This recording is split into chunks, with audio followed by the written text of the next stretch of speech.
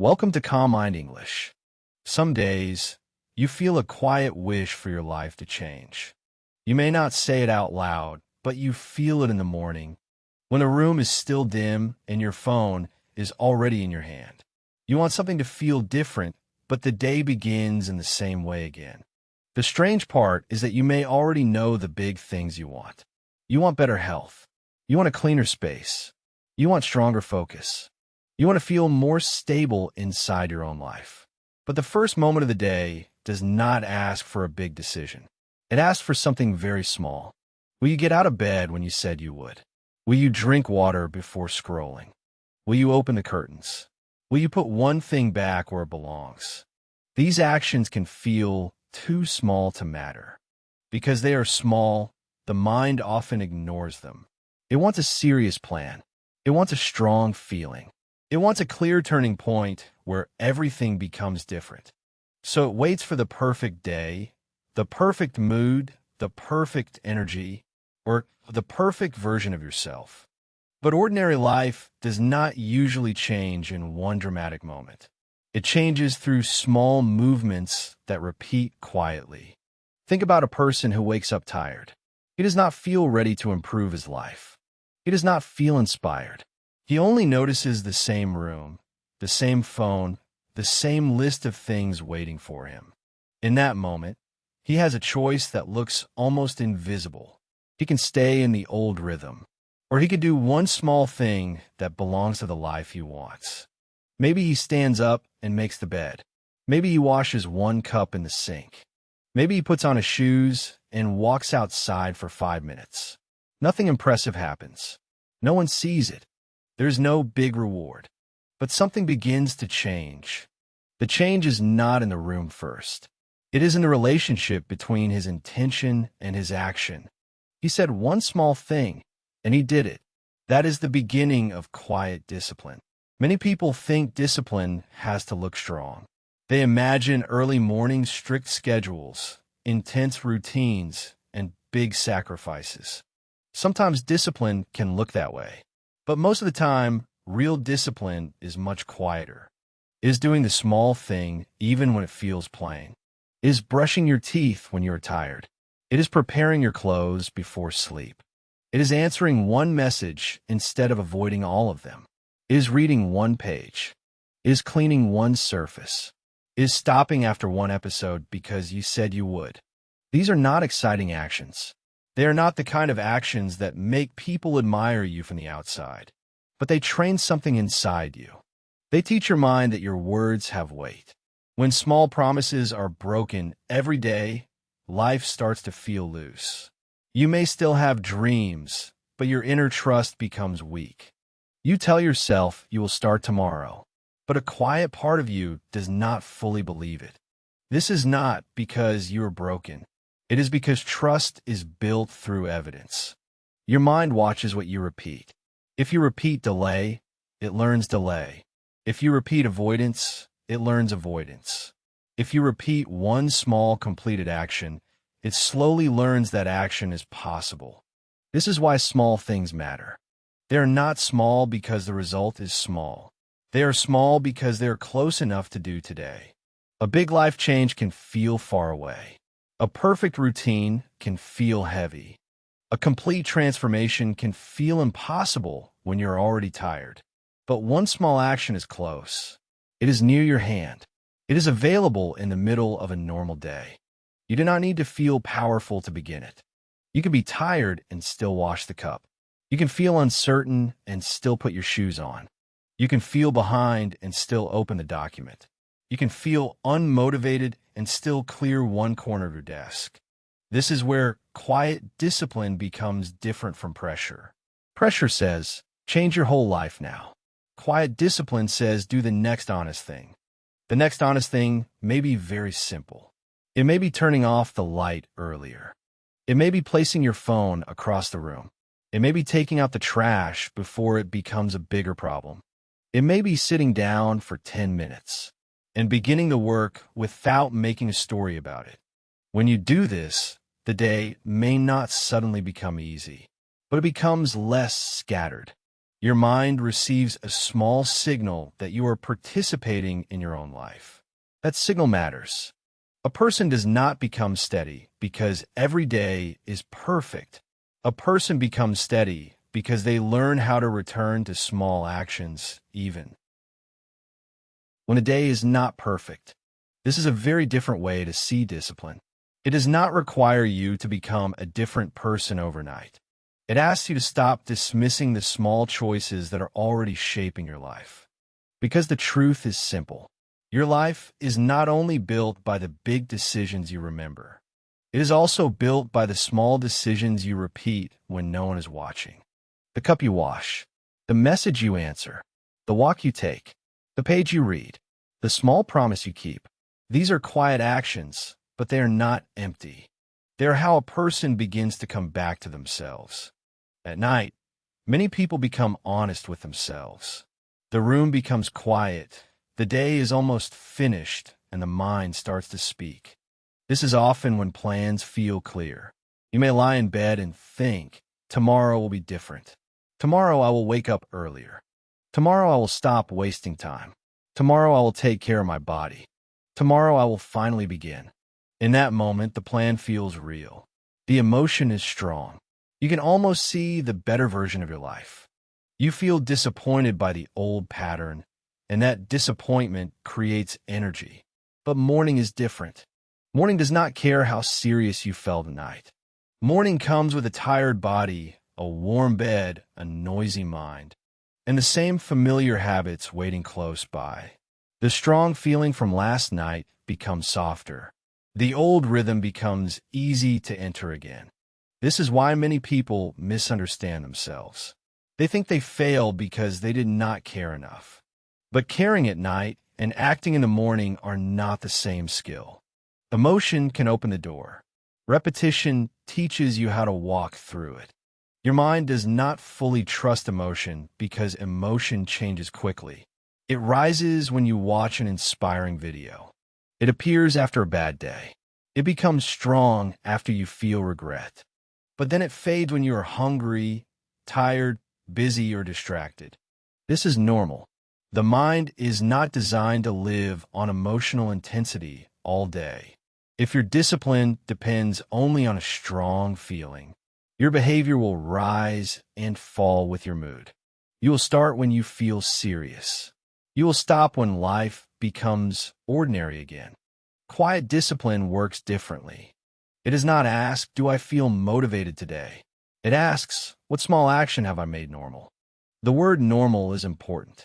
Your brain follows what feels normal more easily than what feels impressive. If checking your phone first thing in the morning is normal, your hand moves before you think. If leaving dishes in the sink is normal, you walk past them without noticing. If delaying work until the last minute is normal, urgency becomes the only thing that moves you. But normal can be changed. It changes through repeated evidence, not through one emotional promise, but through small actions done enough times that the mind stops treating them as a debate. At first, a new action feels uncomfortable. Even a tiny habit can feel strangely heavy when it breaks an old rhythm. Drinking water before coffee may feel unnecessary. Walking for 10 minutes may feel boring. Starting work before checking messages may feel almost unnatural. That discomfort does not mean the action is wrong. It means your mind is meeting something unfamiliar. The mind often chooses what is familiar because familiar feels safe. It does not always choose what is best. It chooses what it knows. This is why small repetition is powerful. It does not fight the mind with force. It educates the mind through experience. Imagine someone who wants to read more. He buys books, makes a long list, and imagines himself reading every night for an hour.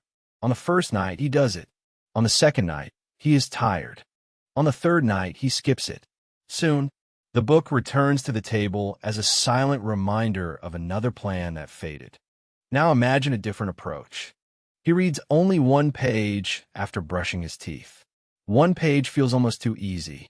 Some nights he reads more, but the promise is only one page. He does not need a perfect mood. He does not need a long, empty evening. He only needs to connect the action to something he already does. After a few weeks, reading is no longer a dramatic plan. It becomes part of the shape of the evening. This is quiet discipline. It is not trying to become a new person through pressure. It is teaching your current life a new rhythm. The same idea applies to many areas. If you want a cleaner home, you can start with one surface before sleep. If you want better health, you can begin with a glass of water in the morning. If you want more focus, you can place your phone in another room for the first 10 minutes of work. Small actions are not powerful because they are difficult. They are powerful because they can survive ordinary days. A huge plan may disappear when life becomes busy. A small action can remain. It can fit into a tired evening, a slow morning, or a day that did not go the way you expected. This is how the mind learns. It does not learn from your perfect version of yourself. It learns from what you repeat when conditions are imperfect. When you repeat a small action, you begin to reduce the argument inside your mind. The first time, your mind may resist. The fifth time, it may still complain. But after enough repetition, the action becomes less emotional. It becomes a normal part of the day. This is important because a stable life cannot depend only on emotional peaks. You cannot rebuild everything from inspiration again and again. At some point, the action has to become simple enough to do without a speech inside your head. Quiet discipline removes the need for constant negotiation. You do not ask whether you should brush your teeth every night. You just do it because it has become part of life. Many good actions can slowly become like that. Not all at once, and not through force, but through steady repetition.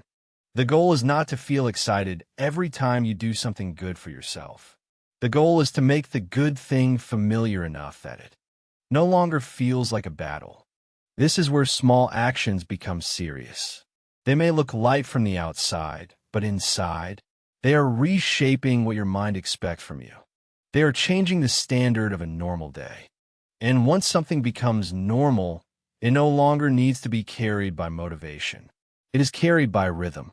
A small action becomes easier when it has a place to live. Many people try to build discipline in the middle of empty space. They tell themselves, I will exercise more. I will clean more. I will focus more. But the action is not connected to any clear moment in the day. So when the day becomes busy, the action floats away. A better question is not only, what should I do? A better question is, where does this action belong? If an action has no place, your mind has to search for it. Searching takes energy. Deciding takes energy. Remembering takes energy. And when you are tired, the mind avoids anything that asks for too much effort. This is why simple design matters. Imagine a person who wants to walk every morning.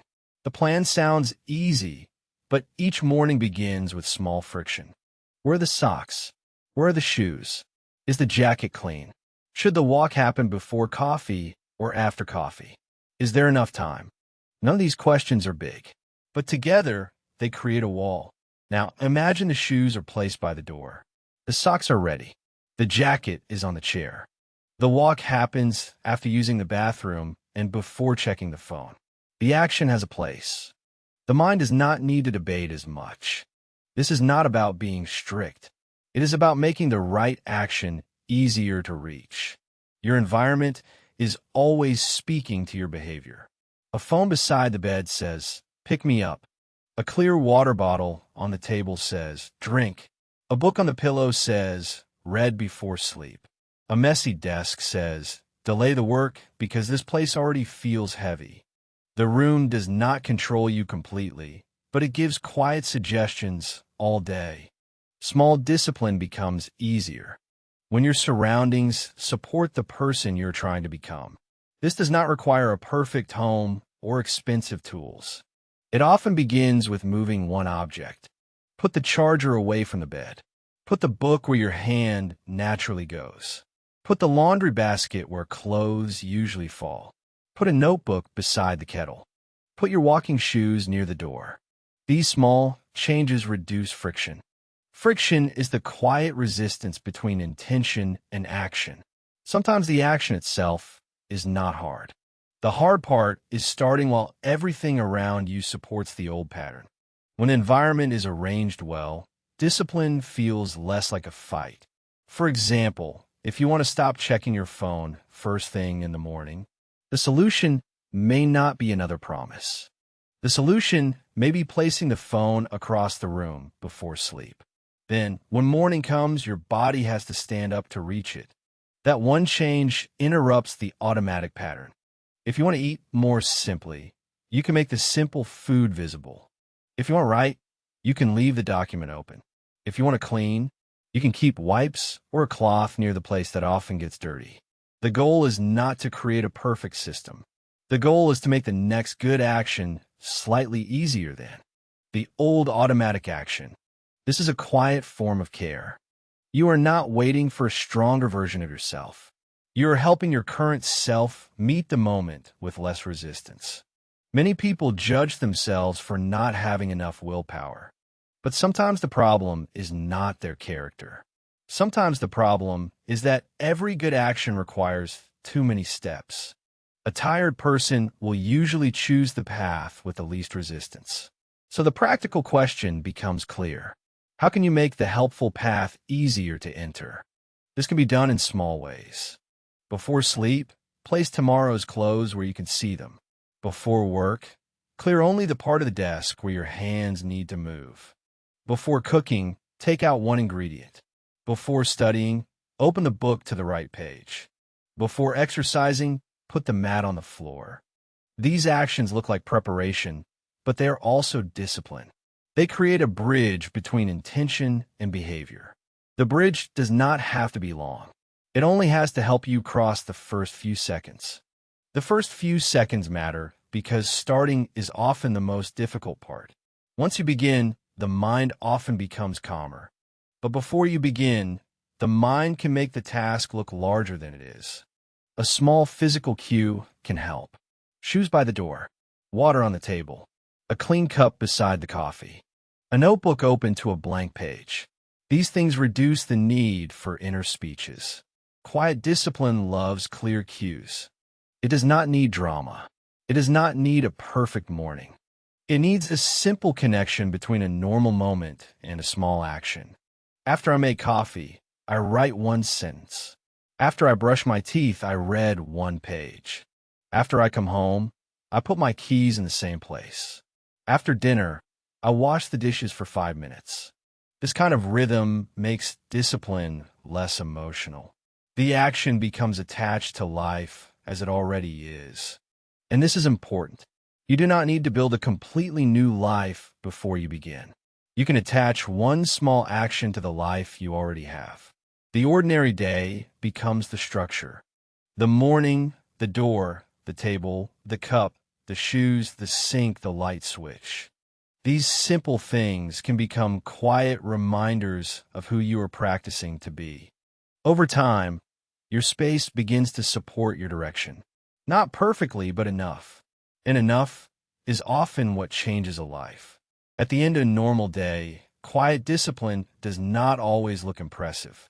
There may be no big success to announce. No dramatic breakthrough. No sudden change that other people can easily notice. The room may still be imperfect. The work may still be unfinished. And your life may still have many things that need time. But something small can be different. You did what you said you would do. Maybe you washed the dishes before they became a problem. Maybe you walked for 10 minutes, even though you did not feel like going far. Maybe you stopped scrolling a little earlier. Maybe you opened a task and worked on it for a short time instead of avoiding it completely. These actions may not change the whole day, but they change the way you stand inside the day. Quiet discipline is not only about productivity. It is also about self-respect. Self-respect is often misunderstood. It is not just a strong feeling about yourself. It is not something you wait to feel after life becomes perfect. It is built through the way you treat your own words. When you keep a small promise to yourself, you create a quiet kind of respect. You begin to feel that your life is not something happening far away from you. You are involved in it. You are responding to it. You're taking care of the small edges. This matters because many people lose trust in themselves through small broken promises. They say, I will sleep earlier tonight, then stay awake again. They say, I will start in 5 minutes, then lose an hour. They say, I will clean this tomorrow, then walk past it for 3 more days. Each moment may seem small, but the pattern creates a feeling. The feeling is not always loud. It is a quiet disappointment, a sense that you are watching yourself drift. Quiet discipline does not fix this through shame. Shame usually makes the mind heavier. It makes a person want to avoid the problem even more. Quiet discipline begins with one small repair. You choose a promise small enough to keep. Then you keep it, not to prove that you are amazing, not to punish the old version of yourself, just to rebuild a simple connection between your intention and your action. This is why the size of the promise matters. If you promise too much, you may create another failure. If you promise something small and real, you create evidence. Evidence is stronger than pressure. A person who says, I will change my whole life tomorrow, may feel powerful for one night. A person who says, I will put my shoes by the door and walk for 5 minutes, may quietly build something that lasts. Small promises protect you from the drama of starting over. They allow you to continue even when the day is not ideal. You do not need a perfect week. You need a return point, one action that brings you back. For one person, the return point may be making the bed. For another, it may be writing 3 lines in a notebook. For another, it may be washing the cup after coffee. The action itself is not the whole meaning. The meaning is that you returned. This is how quiet discipline becomes a relationship with yourself. It says, I do not need to impress anyone today. I do not need to solve everything today. But I will not abandon the small things that keep me steady. There's a deep calm in this kind of life. Not because everything becomes easy. It does not. There will still be tired days, distracted days, emotional days, and days when you do less than you hoped. But when you have small actions you can return to, one imperfect day does not destroy your direction. You learn to continue without making a big story out of every mistake. If you miss one day, you return the next day. If the morning starts badly, you do one helpful thing in the afternoon. If the week feels messy, you choose one small corner and begin there. This is not weakness. This is stability. A steady person is not someone who never falls out of rhythm. A steady person is someone who knows how to return without needing a perfect mood. Quiet discipline also changes how you see progress. Progress is not always a visible line moving upward. Sometimes progress is the fact that you did not give up on the small thing. Sometimes progress is noticing sooner when you're drifting. Sometimes progress is choosing a smaller action instead of doing nothing. This kind of progress can feel humble, but it is real. A cleaner room begins with one object returned to its place. A stronger body begins with one walk. A calmer evening begins with one screen turned off earlier. A more focused life begins with one task opened before distraction. The small action is not the whole life, but is the doorway. And when you walk through the doorway often enough, your life slowly takes a different shape. You may not notice it in one day, but after weeks and months, the quiet actions begin to gather. The desk is less chaotic. The body feels less forgotten. The mind trusts you a little more. The evening carries less regret. This is how ordinary discipline becomes meaningful. It does not shout. It does not demand attention. It simply stays close to the ground, inside the real details of your day. The cup, the shoes, the page, the light, the small task, the promise kept when no one was watching. At the end, This may be enough for today. Choose one small thing that makes tomorrow easier. Do it quietly. Then let that be the first stone in the path.